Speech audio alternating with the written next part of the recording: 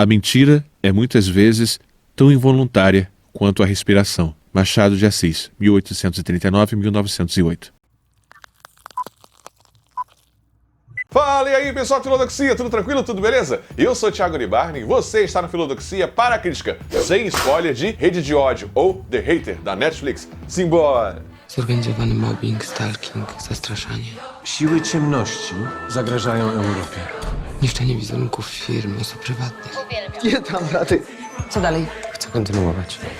Nadszedł dzień sądu. Obiecujesz? Obiecuję, bracie. E aqui você já sabe, eu já vou pedindo logo, deixa o seu like maroto, se inscreve no canal, caso ainda não tenha se inscrito, deixa o comentário no final do vídeo, ativa o sininho para receber as notificações, siga o Filodoxia em suas redes sociais, sobretudo lá no Instagram, tem coisa muito legal, exclusiva lá no Instagram. É verdade. E agora sim, bora começar! The Hater, ou Rede de Ódio. E aqui eu já começo a falar com relação ao título, né? A tradução para o português dá uma ideia de que vai se falar dos gabinetes de ódio que tem aqui no Brasil. E é um tema difícil, né? De não fazer um paralelo com a política brasileira, com a política da extrema-direita no mundo inteiro, né? Você pensar em Boris Johnson, Trump, Bolsonaro aqui no Brasil. Tá tendo até investigação atualmente com relação aos gabinetes de ódio, esses gabinetes financiados por dinheiro público. Então eu não vou entrar muito nesse tema, não porque o Filodoxia vá fugir do tema político. Não, não é isso. É só para não misturar muito as bolas e falar de política ao invés de falar necessariamente do filme. Largas massas de uma nação mais facilmente caem vítimas de uma grande mentira que diante de uma pequena. Adolf Hitler, ditador alemão, 1899-1945. Posto isto, Rede de Ódio é um filme polonês e que filme! O diretor e o roteirista repetem a dobradinha que fizeram em Corpus Christi, filme que concorreu ao Oscar de melhor filme internacional, que acabou levando merecidamente o Parasita, mas é um filme muito bom que eu recomendo bastante. E eu não vou me atrever a dizer o nome tanto do diretor quanto do roteirista, eu não vou me atrever a dizer o nome de ninguém aqui no original, tá? Então não vou nem fazer isso. Você é vergonha da profissão!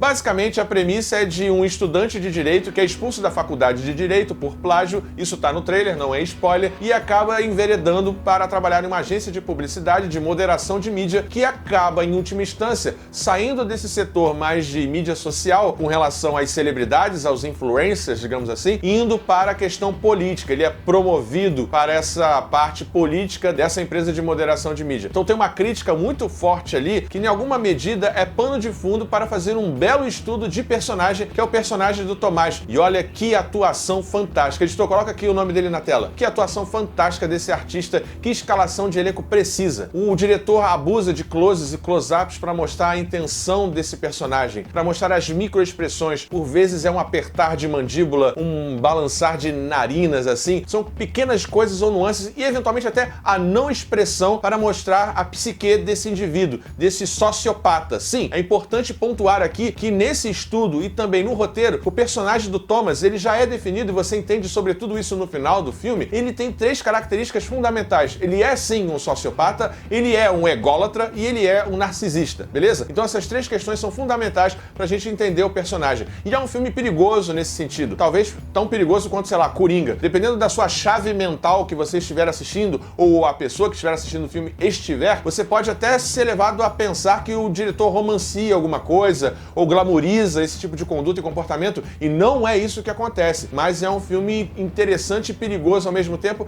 e na verdade o que é perigoso é mais relevante, é mais preponderante, tem mais o que se discutir. E Rede de Ódio é um tipo de filme como esse. E antes de a gente ir para o momento filosófico, vamos falar das tecnicidades do filme. Direção de fotografia, direção de arte, trilha sonora e também mixagem de som. Enfim, todos os aspectos do filme casam muito bem para contar a história. Mas eu queria chamar a atenção para a escolha, né, desses closes e close-ups. A câmera segue interessada, interessante e curiosa o tempo inteiro o Tomás. Ela vem às vezes se rastejando, se esgueirando. Tem também muito uso, em alguns momentos assim bem interessantes, de uma câmera subjetiva, como se tivesse alguém observando determinada situação, como se tivesse um observador ali por trás. Isso é muito valioso. Outra coisa interessante é que o filme, na sua montagem, aí é um mérito muito grande para a edição e para a montagem, de alguma forma deixa lacunas na história. Quando você pensa pensa que está vendo uma linha do tempo cronologicamente reta, não, o filme mostra pra você logo nos primeiros 10 minutos que não é bem assim, não é esse tipo de narrativa que você vai ver. Vai ficar faltando algumas partes da história que eventualmente ou não vão ser preenchidas mais adiante, eventualmente só com uma linha de diálogo ou muito mais adiante, quando talvez você acha que aquilo foi um furo e você já esqueceu daquele furo, vai lá o filme e preenche. Tem um pequeno problema que é com relação ao ritmo, tem alguns segmentos que poderiam ser cortados, na minha perspectiva.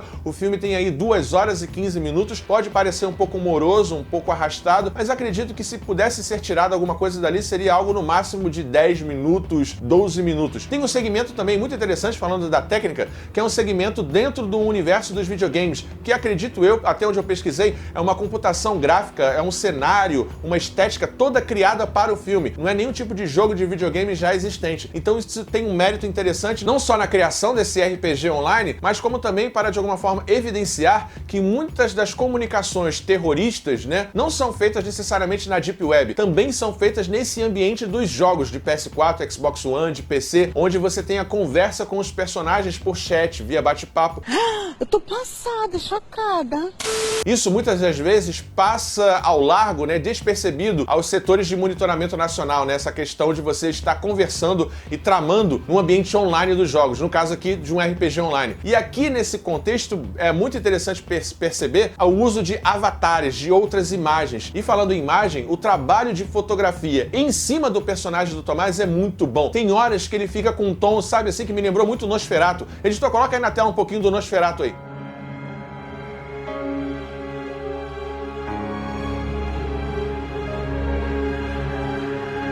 Wait! If that was you on the phone and you on the bus, then who was flickering the lights?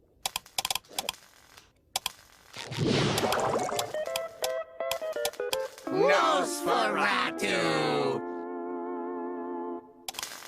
Então tem uma hora que ele tá com uma espécie de gola rolê, um casaco, um sobretudo preto, ele tá empoderado e ao mesmo tempo com uma maquiagem, com uma luz meio vampiresca, e tem tudo a ver com um personagem que se aproveita e se aproxima de pessoas para sugar o que há de vida, o que há de belo nessas pessoas. Então tem muito a ver essa fotografia que é trabalhada junto com a montagem para mostrar de alguma forma o mergulho na mente desse personagem, que é sim, ególatra, narcisista e em última instância um sociopata. Horrível. Horrível. Horrível. Horroroso. Mas agora vamos lá para a cereja do bolo, para o momento filosófico. Então vamos lá para o Momento Filosófico. Bom, e aqui nesse momento filosófico eu quero pontuar mais uma vez que o personagem do Tomás, segundo a própria história, o diretor e o roteiro, ele é um ególatra, narcisista e sociopata. Então aqui eu vou tentar fazer algumas aproximações possíveis com a filosofia para de alguma forma a gente pensar a psique desse personagem. E eu vou trazer alguns pensadores. E o primeiro que eu gostaria de trazer é a perspectiva de Maquiavel. Maquiavel vai trabalhar com a ideia de que o príncipe, esse bom governante, esse bom soberano, deve operar bem com 2 conceitos fundamentais, que é o conceito de virtu e o conceito de fortuna. Virtu e fortuna. Fortuna seria tudo aquilo que se abate contra você. Então há uma fortuna em volta do personagem do Tomás. Mas é preciso, então, o bom governante ter virtude, ter força de caráter para dobrar o destino à sua vontade. E isso, em alguma medida, o Tomás faz. Ele consegue dobrar as circunstâncias e criar situações que favoreçam o seu desejo, a sua vontade de aumentar ou ampliar o seu poder, de conseguir aquilo que ele quer. Então, nesse sentido, ele é um personagem que se assemelha um pouco a essa ideia de Maquiavel entre ser amado e ser temido. É melhor ser temido. É o que acontece com o interesse amoroso dele, né? Ele não consegue muito bem o amor dessa pessoa, dessa mulher, e aí ele passa a privilegiar a ideia de ser temido, não só pelo seu objeto de desejo, como pela família desse objeto de desejo. Então Maquiavel é uma primeira chave. Uma segunda chave, que aí talvez seja um pouco mais problemática, mas acho interessante, é aproximar o personagem do Tomás do super-homem de Nietzsche. Sim, do super-homem de Nietzsche. O que é o super-homem? É aquele que afirma a sua vontade de poder, a sua vontade de potência sobre o mundo. É aquele que dobra o mundo à sua vontade em última instância. Tudo bem que aqui tem uma questão amoral, mas veja bem, Nietzsche não está falando de uma extramoral? Sim. Não tá falando de transvalorar os valores morais? Então, nesse sentido, em alguma medida, o Tomás está trabalhando com uma lógica nietzschiana. Porque para Nietzsche, como ele se coaduna um pouco mais alinhado aos sofistas, não existe verdade, não existe certo e errado. Então, a verdade é aquilo que convém a determinado grupo político ou de circunstância naquele determinado momento histórico. O Tomás, sabendo disso, ele opera nas duas frentes, então não há verdade. O que há, sim, é o meu interesse de manter e ampliar o meu poder. Lembrando que Nietzsche coloca como exemplo nos seus textos de Super-Homem Napoleão Bonaparte, que tinha tudo para ser pequeno, menosprezado, um Zé Ninguém, e consegue de alguma forma fazer prevalecer a sua vontade de potência e ser capitão da sua própria nau, ser senhor do seu próprio destino. Então, em alguma medida, quem sabe aí, talvez, o Thomas seria o Super-Homem de Nietzsche. Mas aí também eu faço um contraponto. Será mesmo que ele seria o Super-Homem de Nietzsche? Não sei.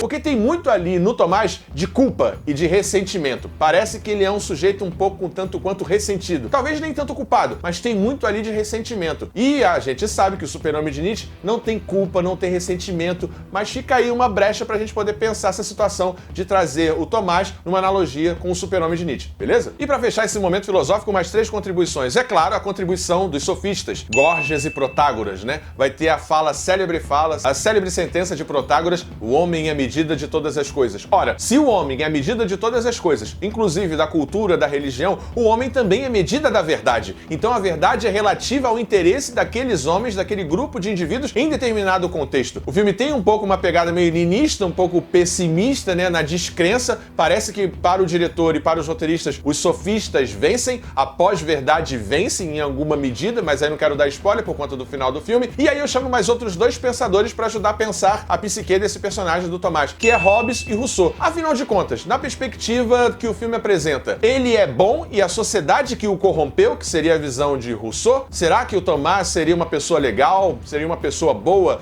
e aí as circunstâncias da faculdade, amorosas, etc., vão corrompendo esse jovem? Ou ele seria mais uma perspectiva hobbesiana, onde o homem é lobo do homem, o homem nasce mal? E é importante pontuar aqui que o homem nasce mal, segundo Hobbes, porque o homem é fundamentalmente um ser de medo. Por medo, eu vou lá e mato, por medo eu vou lá e estupro, por medo eu vou lá e roubo, pensando numa sociedade pré-social, uma sociedade pré-estado. É por medo de ser pego por alguém, é por medo de ser roubado por alguém que eu vou lá e tomo eventualmente alguma atitude. Então nós temos essa ação agressiva muito por conta do medo de ser roubado, de ser furtado, de ser morto. Então, em alguma medida, parece que, da minha perspectiva, talvez a visão que se encaixaria mais seria a visão hobbesiana, de que Tomás é um sujeito intrinsecamente mau, intrinsecamente ególatra, narcisista e egocêntrico, e ele faz de tudo para tirar proveito e criar situações que ampliem ou aumentem o seu poder de influência. E as poucas vezes que parece que ele tem empatia, talvez eventualmente seja só uma questão da paranoia dele e não necessariamente uma questão de alteridade ou uma questão de empatia do personagem. E nesse sentido, o filme é muito rico com relação ao estudo do personagem e toda essa gama de possibilidades que a gente poderia até chamar Freud, Lacan, mas vamos ficar por aqui para não encher muito essa crítica. Então, bora lá voltar pra crítica. Rede de Intrigas é um filme muito bom, é uma grata surpresa. Que bom que a Netflix comprou esse filme, né? Depois de ter ganho prêmios em festivais e ter ficado 2 semanas, um pouco mais em cartaz, a Netflix comprou esse filme desde março. Foi uma ótima adição ao catálogo da Netflix.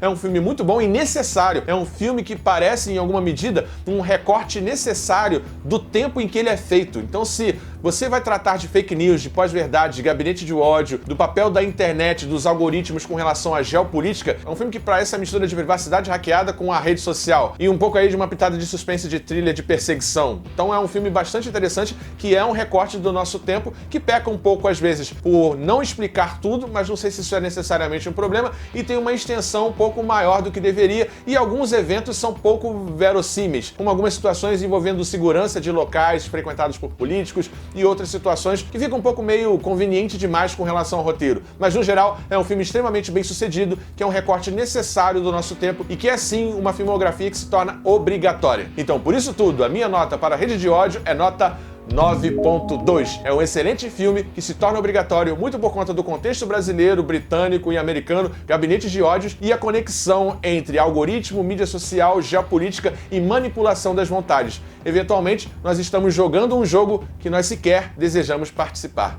Caralho, o maluco é brabo. É isso, pessoal. Espero que você tenha gostado dessa crítica. Deixa aí um comentário no final, ativa o sininho para receber as notificações, se inscreve no canal caso ainda não tenha se inscrito e até a próxima, pessoal. Tchau, tchau! Em nosso país, a mentira veio a ser não apenas uma categoria moral, mas um pilar do Estado. Alexandre Zlojestkin, 1918-2008, escritor russo.